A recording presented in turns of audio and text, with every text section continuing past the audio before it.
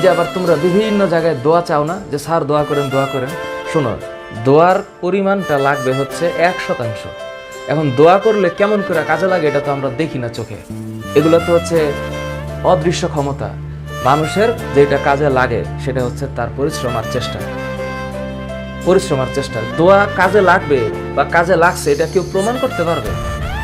এগুলো তো অদৃশ্য, আমরা দেখি না তো। আমাদের কপালে বা আমাদের নিয়তিতে বা আমাদের ভাগ্যে কি লেখা আছে তো আমরা জানি না। আমরা বিশ্বাস করি ভাগ্যে, যে আমানতু বিল্লাহি ওয়া মালাইকাতিহি ওয়া কুতুবিহি ওয়া রাসূলিহি ওয়াল ইয়াউমিল আখির ওয়াল কদরি ওয়াল খাইরি ওয়া শাররিহি, আমরা বিশ্বাস করি, বুঝলাম, কিন্তু আমার ভাগ্যে কি আছে তা তো আমি জানি না। সুতরাং আল্লাহ এটাও বলছে, যা চেষ্টা করবা তাই দেওয়া হবে। এবং আল্লাহ এটাও বলছে যে আমি ওই জাতিকে সাহায্য করি না যে জাতি নিজের সাহায্য নিজে করতে পারে না।